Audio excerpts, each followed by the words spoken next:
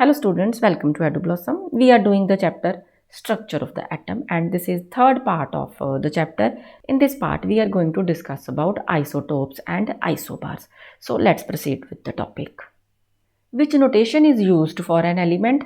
We take a symbol of the element. For example, if symbol of the element is X, then mass number, which is denoted by A, is written on the upper side like this, and atomic number, which is denoted by the letter Z, is written like this. So mass number is written as a superscript and atomic number is written as a subscript to the symbol of the element. So this is the notation which is used for writing different kinds of atoms. We will be using this notation in this video also. So what are isotopes? Atoms of the same element having same atomic number but different mass number. We will discuss it in detail by taking some examples to get the more clarity. We take example of hydrogen. Hydrogen has three atomic species which are known as protium, deuterium and tritium. So these three atomic species have same atomic number. We can see here protium has atomic number 1, deuterium has atomic number 1 and tritium has atomic number 1. And atomic number is equal to the number of protons. So all these three atomic species have equal number of protons. Protons 1, proton 1, proton 1 in all these three atomic species.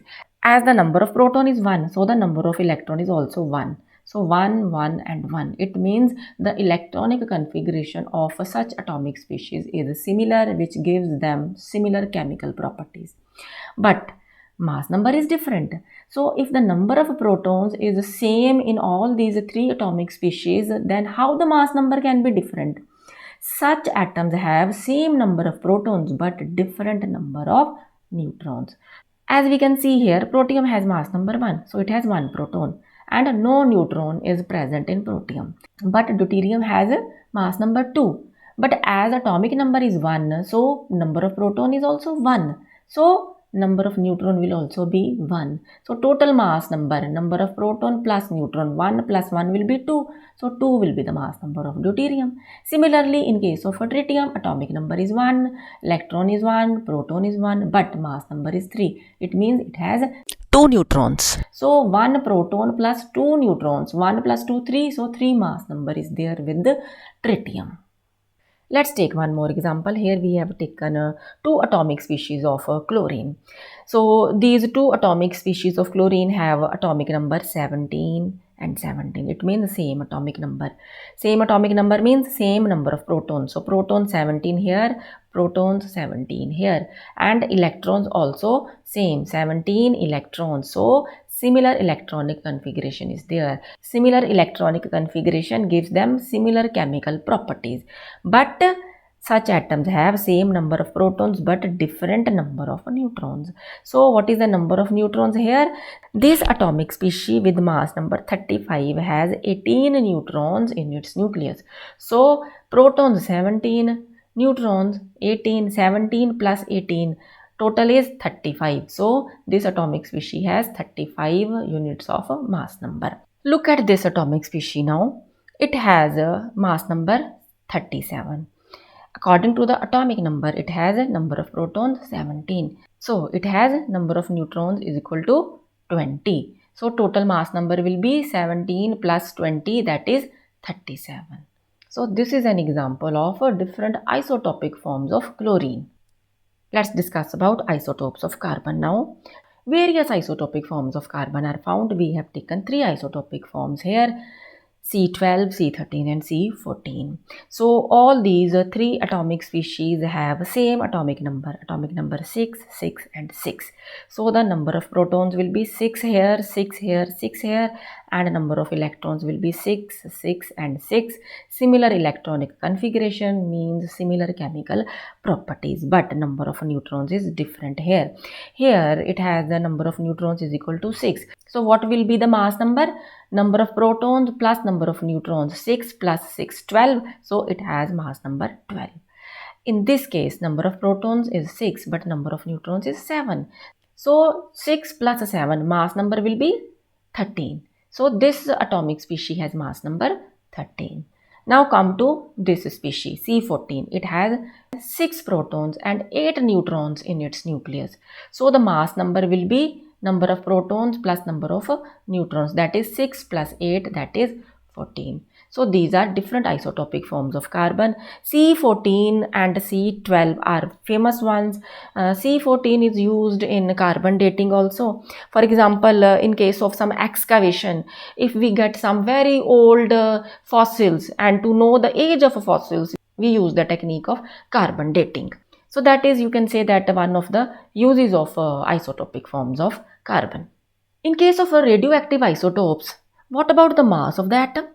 So, the mass of the atom of any natural element is taken as the average mass of all the naturally occurring atoms of that element. So, the mass of all the naturally occurring isotopic forms or atomic species will be considered. And what is required? The percentage occurrence of all the isotopic forms is required to calculate the average mass of that element. How can we calculate average atomic mass for an element? Let's take one example and do the practice. So what is given here? Isotopic forms of chlorine with masses 35 unit and 37 unit occur in nature in the ratio 3:1. So how can we calculate average atomic mass? Let's calculate it. Here we have been given with the two atomic species of chlorine, one with the mass number 35 units and the other with the mass number 37 units. And what is the ratio of their occurrence? 3:1. It means this atomic species is found 75% in nature and this one is found 25% in nature. So how can we calculate their average atomic mass? This atomic species has mass number 35. We will multiply it with the percentage of occurrence, that is 75 by 100, plus the other atomic species with mass number 37 multiply by the percentage occurrence of this species, that is 25 by 100. So further solve it. 105 by 4 plus 37 by 4 is equal to 105 plus 37. So that is equal to 142 by 4. So its value comes 35.5 units. So the average atomic mass of chlorine will be 35.5 units. So in the cases where different isotopic forms are found, we calculate average atomic mass like this. In case of atoms where no isotopic forms are found, in such cases, the mass of its atom would be same as the sum of protons and neutrons in it. Let's take one more example. Given that natural sample of iron has isotope, these isotopes.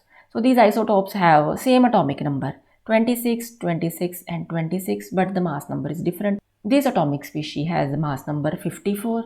This atomic species has mass number 56 and this one has mass number 57. So these atomic species or isotopic forms are found in the ratio of 5%, 90% and 5% respectively. What will be the average atomic mass of iron? So what is given here? One isotopic form of iron with the mass number 54, the other isotopic form with mass number 56, and the third isotopic form with the mass number 57.